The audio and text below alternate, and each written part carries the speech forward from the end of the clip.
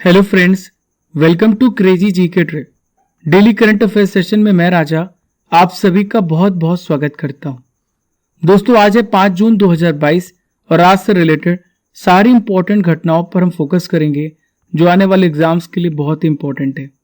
ये current affair Bharat के किसी भी प्रतियोगी परीक्षाओं के लिए इंपॉर्टेंट है, तो पूरे सेशन को बहुत ही एंजॉय करते हुए पढ़िए। यदि आप इसका पीडीएफ प्राप्त करना चाहते हैं तो आप हमारी रूट एप्लीकेशन और हमारे टेलीग्राम से पीडीएफ को प्राप्त कर सकते हैं, जिसका लिंक आपको नीचे डिस्क्रिप्शन बॉक्स में दिया गया है। दोस्तों, जो अपने कदमों की काबिलियत पर विश्वास रखते हैं वही अक्सर मंजिल पर पहुंचते हैं। दोस्तों, सबसे इंपॉर्टेंट आपकी सफलता में आपका दृढ़ निश्चय है, आपकी इच्छा शक्ति है, आपका आत्मविश्वास है। आप अपने पर विश्वास रखिए कि एक दिन मेरे दिन बदलेंगे तो जरूर। देखिए फ्रेंड्स, आज का सबसे पहला इंपॉर्टेंट करंट अफेयर्स आपके सामने रहा। देश में पहला लिक्विड मिरर टेलीस्कोप कहां पर स्थापित किया गया है?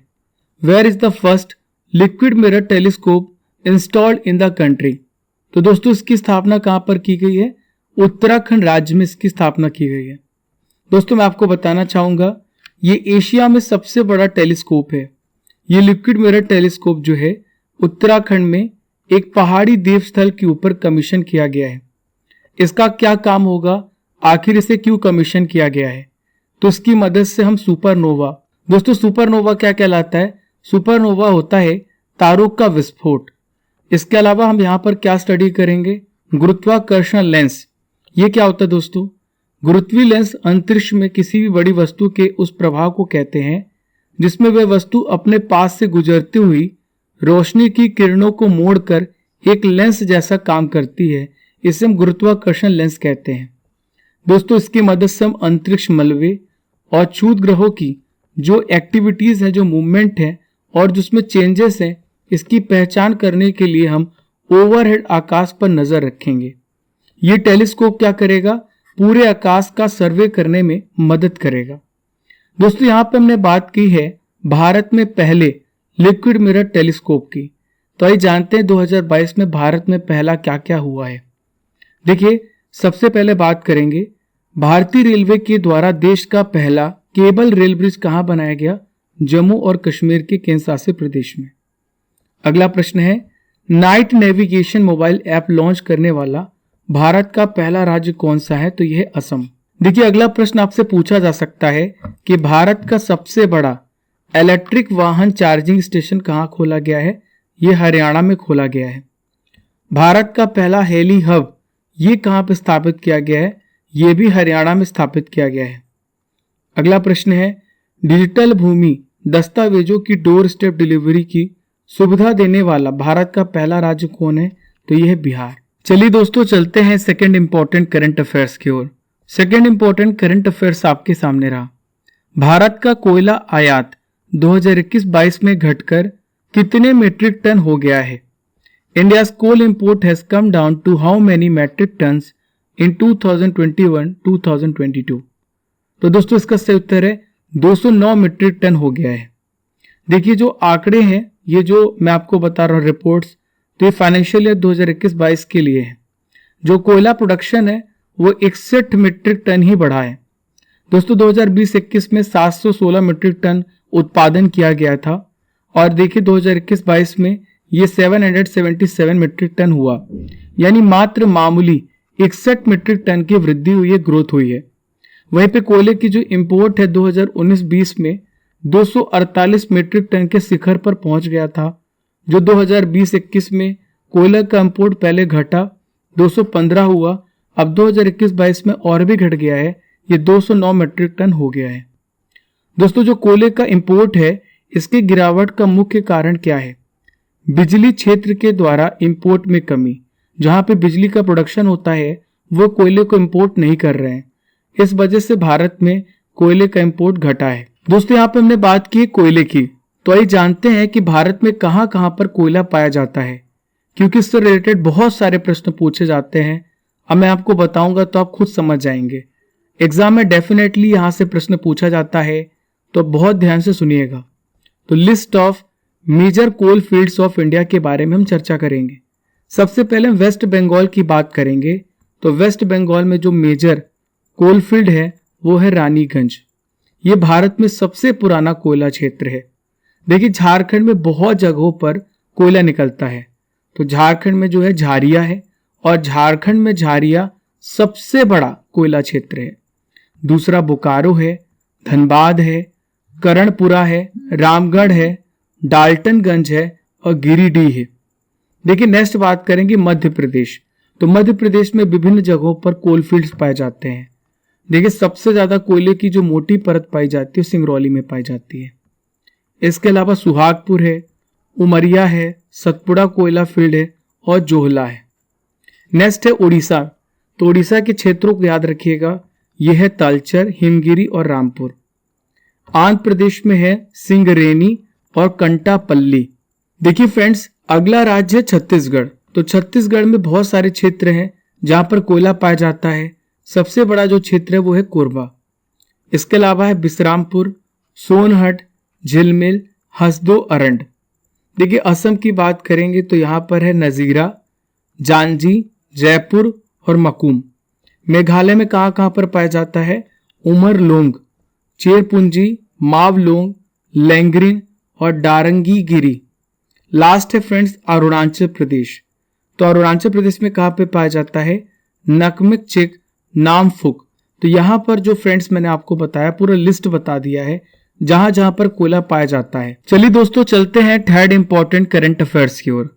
तो थर्ड इंपॉर्टेंट प्रश्न आपके सामने रहा, अंजलाई पोन्नुसामी, इनका हाल ही में निधन हो गया, वह कौन थी? Anjalai Ponnusamy has passed away recently, who was she? तो देखिए फ्रेंड्स, ये स्वतंत्रता सेनानी थी, ये फ्रीडम फाइटर थी। दोस्तों ये भारतीय राष्ट्रीय सेना आजाद हिंद फौज की सदस्य थी और आजाद हिंद फौज की दिग्गज अंजलाई पोन्नुसामी का 102 वर्ष की उम्र में मलेशिया में निधन हो गया। देखिए फ्रेंड्स, सेकेंड वर्ल्ड वॉर, द्वितीय विश्व युद्ध के दौरान अंजलाई आईएनए की महिला इकाई झांसी रेजिमेंट में शामिल हो गई थी और इन्होंने अंग्रेजों से भारत की आजादी के लिए लड़ाई लड़ी। दोस्तों यहाँ पे हमने बात की है आईएनए की, यानी इंडियन नेशनल आर्मी की। तो आइए जानते हैं भारतीय राष्ट्रीय सेना के बारे में सभी महत्वपूर्ण बिंदु जो आने वाले एग्जाम्स के लिए बहुत ही जरूरी है। देखिए सबसे पहले मैं आपको बता दूं, भारतीय राष्ट्रीय सेना को एक और नाम से जाना जाता है, तो ये है आजाद हिंद फौज। अब देखिए आपसे पूछा जा सकता है कि आईएनए का गठन कब किया गया? 1942 में भारतीय राष्ट्रवादियों के द्वारा इसका गठन किया गया। इसका नेतृत्व किसने किया था? मोहन सिंह ने। दोस्तों मैं आपको बताना चाहूंगा 1943 में क्या हुआ। सुभाष चंद्र बोस जी के द्वारा भारत की स्वतंत्रता के लिए लड़ने के लिए इसे वापस से पुनर्जीवित किया गया। दोस्तों एक इंपॉर्टेंट पॉइंट और है, ध्यान से सुनिएगा, भारतीय राष्ट्रीय सेना की महिला इकाई का लीडरशिप किसने किया था? तो ये है लक्ष्मी सहगल। देखिए friends, fourth important current affairs की ओर बढ़ते हैं। फोर्थ इंपॉर्टेंट क्वेश्चन आपके सामने रहा, उपराष्ट्रपति वेंकैया नायडू की उपस्थिति में भारत और किस देश के बीच 3 समझौते ज्ञापन पर हस्ताक्षर किए गए? 3 MOUs have been signed between India and which country in the presence of vice president Venkaiah Naidu? तो देखिए इसका सही उत्तर है सेनेगल। भारत और सेनेगल के बीच में 3 समझौते ज्ञापन पर हस्ताक्षर किए गए। किनकी उपस्थिति पर? उपराष्ट्रपति वेंकैया नायडू पर। दोस्तों मैं आपको बता दूं 3 समझौते क्या हैं। जो पहला समझौता है भारत के कल्चरल का आदान प्रदान, दूसरा है युवा मामलों में सहयोग, तीसरा है जो ऑफिसर्स हैं, जो अधिकारी हैं, उनके लिए वीजा फ्री सिस्टम। ये 3 समझौते सेनेगल देश के साथ ज्ञापनों पर हस्ताक्षर किए गए हैं। दोस्तों मैं आपको बताना चाहूंगा सेनेगल के राष्ट्रपति का क्या नाम है? मैकी साल। और वाइस प्रेसिडेंट कौन है भारत के? एम वेंकैया नायडू। इनके बीच वार्ता के बाद सेनेगल की कैपिटल डकार में समझौते ज्ञापन पर हस्ताक्षर किए गए हैं। दोस्तों यहाँ पे आइए देख लेते हैं वाइस प्रेसिडेंट से रिलेटेड सारी इंपॉर्टेंट जानकारी। देखिए सबसे पहले तो मैं आपको बताऊं कि संविधान के किस आर्टिकल में, किस अनुच्छेद में उपराष्ट्रपति के पद के बारे में बताया गया है। तो आर्टिकल 63 में यह बताया गया है, 63 में, कि एक देश का उपराष्ट्रपति होगा, हमारे देश का एक उपराष्ट्रपति होगा। देखिए फ्रेंड्स, एक आर्टिकल 64 भी इंपॉर्टेंट है, मैं आपको बताना चाहूंगा। जो भी हमारे देश का उपराष्ट्रपति होगा वो राज्यसभा का पदेन सभापति होगा। The vice president to be ex officio chairman of the council of state और राज्यसभा। क्लियर है दोस्तों। देखिए जो उपराष्ट्रपति है उसकी कितनी सैलरी होती है? 4 लाख। कितनी होती है? 4 लाख। और देश के राष्ट्रपति की कितनी सैलरी होती है? 5 लाख, 5 लाख रुपए। देखिए फ्रेंड्स, अब आपसे एक प्रश्न ये पूछा जा सकता है कि वेंकैया नायडू भारत के किस नंबर के उपराष्ट्रपति हैं? तो आप याद रखिएगा ये भारत के 13 नंबर। दोस्तों यहाँ पे हमने बात की सेनेगल की, तो ये सेनेगल की लोकेशन को देख लेते हैं कहां पर आता है। तो सेनेगल आता है अफ्रीका कॉन्टिनेंट में। ठीक है। इसकी कैपिटल क्या है? इसकी कैपिटल है डकार। क्या इसकी कैपिटल है? डकार। ये लोकेशन है सेनेगल की। देखिए फ्रेंड्स, सेनेगल के नॉर्थ में कौन सा देश है? तो सेनेगल के नॉर्थ में जो देश है इसका नाम है मॉरिटानिया। सेनेगल के ईस्ट में कौन सा देश है? तो ये है माली। ठीक है। सेनेगल के दक्षिण पूर्व यानी साउथ ईस्ट में कौन सा देश है?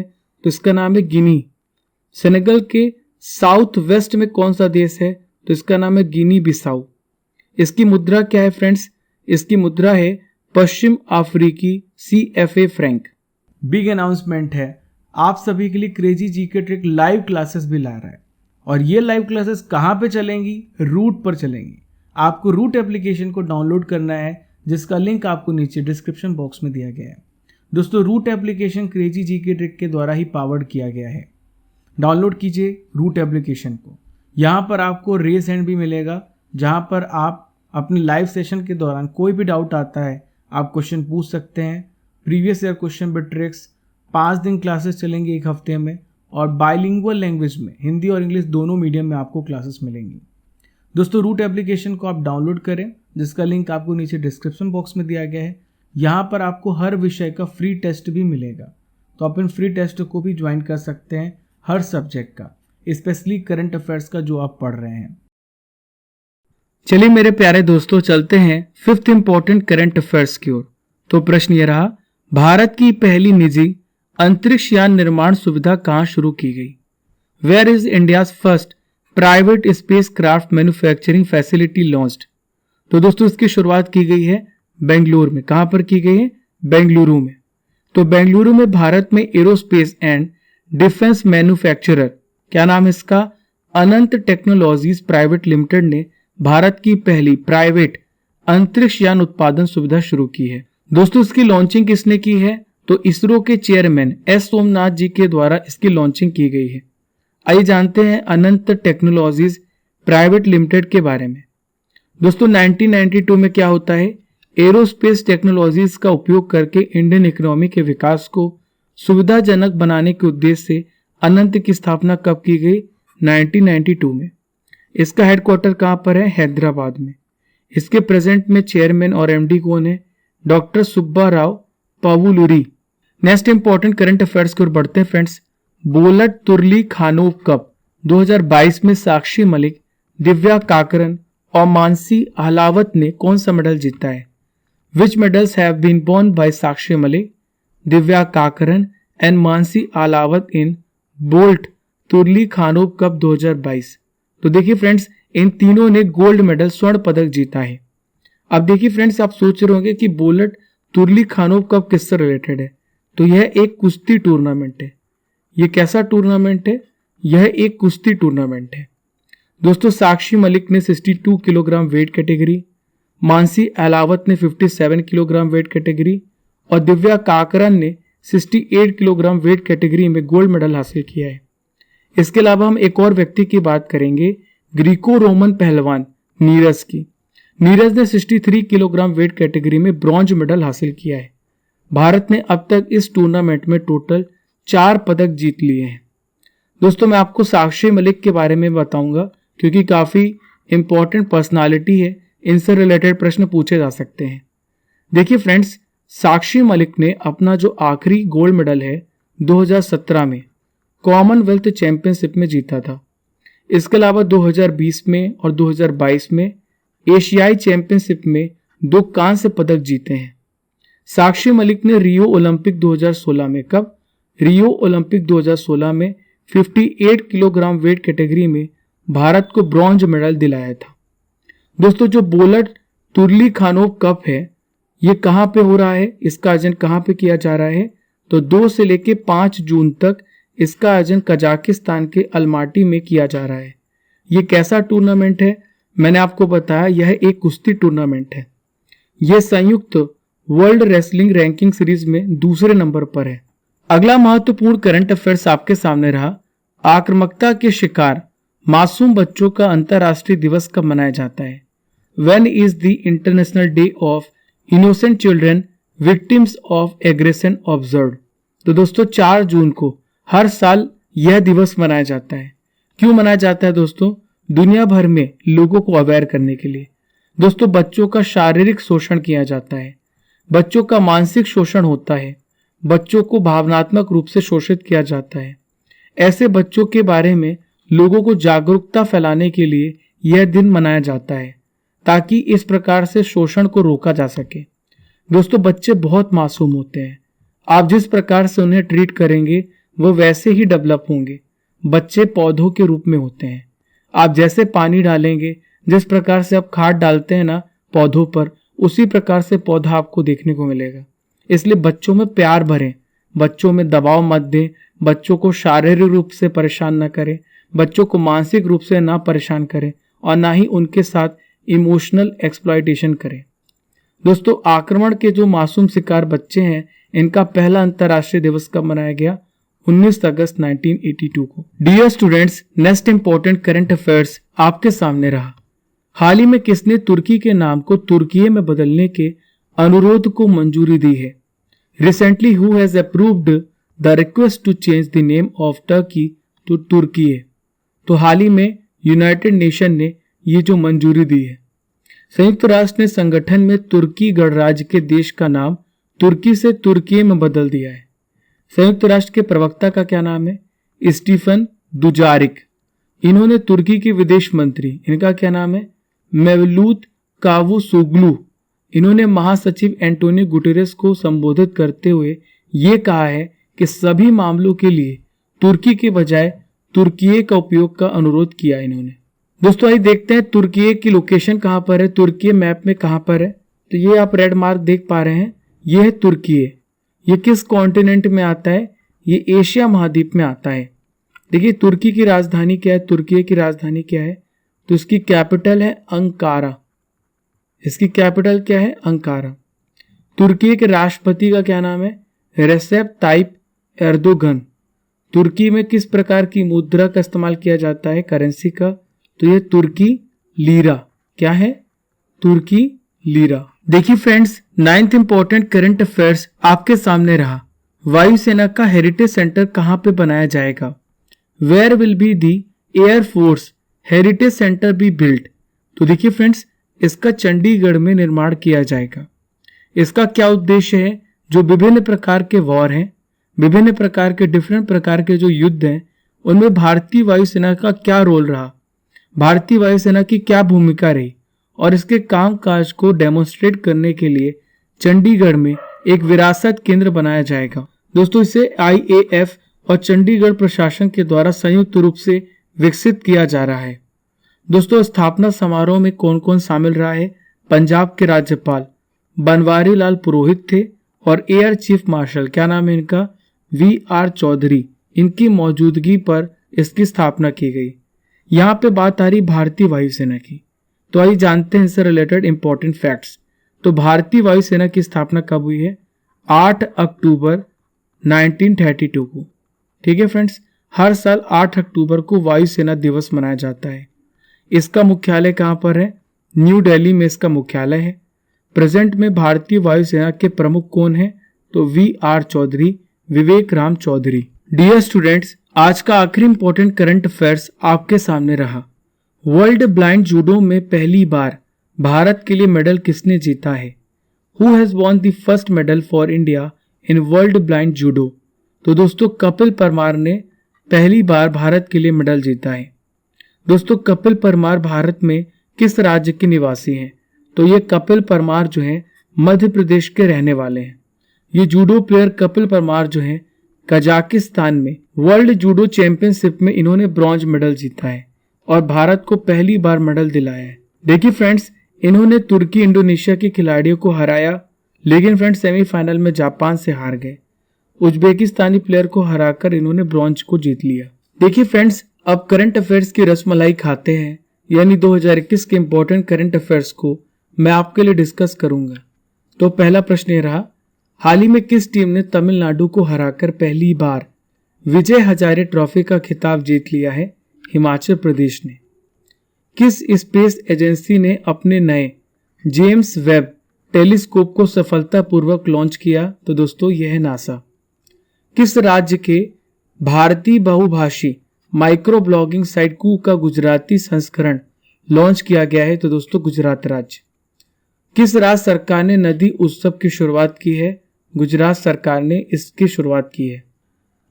चलिए फ्रेंड, 4 जून के इंपॉर्टेंट करंट अफेयर्स का रिवीजन कर लेते हैं। तो पहला प्रश्न आपके सामने रहा, भारतीय निर्वाचन आयोग ने कितने पंजीकृत गैर मान्यता प्राप्त दलों को सूची से हटा दिया है? 87। विदेश मंत्रालय ने हाल ही में किस देश में भारतीय दूतावास को दोबारा खोलने के लिए कहा है? तो हाल ही में फैसला अफगानिस्तान ने लिया है। एशिया यूनिवर्सिटी रैंकिंग में IISc बेंगलोर ने कौन सा स्थान हासिल किया है? 42 नंबर। पंडित भजन सोपोरी का निधन हो गया, वह कौन सा वाद्य यंत्र बजाते थे? तो दोस्तों ये संतूर बजाते थे। फिफ्थ इंपॉर्टेंट रिवीजन क्वेश्चन ये रहा, 3 जून 2022 को भारतीय नौसेना के जहाज को किस भारतीय नौसेना के जहाज को डीकमीशन किया गया? INS निशंक और INS अक्षय को। विश्व साइकिल दिवस कब मनाया जाता है? हर साल 3 जून को। दुनिया के सबसे शक्तिशाली सुपर कंप्यूटर कौन बना है? तो इसका नाम है frontier. Jammu Kashmir national panthers party के प्रमुख कौन थे जिनका हाल ही में निधन हो गया? तो इनका नाम था Bhim Singh. 9th important revision question ये रहा, राजेश भूषण को किस संगठन की प्रमुख समिति का अध्यक्ष नियुक्त किया गया है? WHO का। वाणिज्य और उद्योग राज्य मंत्री अनुप्रिया पटेल ने किस पोर्टल को लॉन्च किया है? इन्होंने संभव पोर्टल को लॉन्च किया है। फ्रेंच रिवेरा फिल्म फेस्टिवल में सिनेमा में उत्कृष्टता पुरस्कार से किसे सम्मानित किया है? नवाजुद्दीन सिद्दीकी को। दोस्तों मैं आपसे क्वेश्चन करूंगा जिसका आंसर आपको कमेंट बॉक्स पे देना है। तो प्रश्न ये रहा, वर्तमान में इसरो के चेयरमैन कौन है? इसका आंसर आपको कमेंट बॉक्स पे देना है। डियर स्टूडेंट्स, ये था 4 जून के इंपॉर्टेंट करंट अफेयर्स का रिवीजन। हमने डेली करंट अफेयर्स में 5 जून के करंट अफेयर्स को भी कवर किया है। दोस्तों इस 15 से 20 मिनट के सेशन में हम आपको 100 to 150 इंफॉर्मेशन प्रोवाइड करते हैं। दोस्तों हमारा मकसद है आपके समय को बचाना। 15 से 20 मिनट में ज़्यादा से ज़्यादा क्वालिटी करंट अफेयर्स और स्टैटिक जीके प्रोवाइड करना। फॉलो कीजिए क्रेजी जीके ट्रिक को डिफरेंट सोशल मीडिया प्लेटफॉर्म पर। दोस्तों यदि आप पहली बार हमारे चैनल पर आ रहे हैं तो सब्सक्राइब कर लें and press the bell icon button ताकि आपको हर एक नोटिफिकेशन सबसे पहले मिले। Keep liking, keep sharing your channel crazy GK trick. Thank you friends.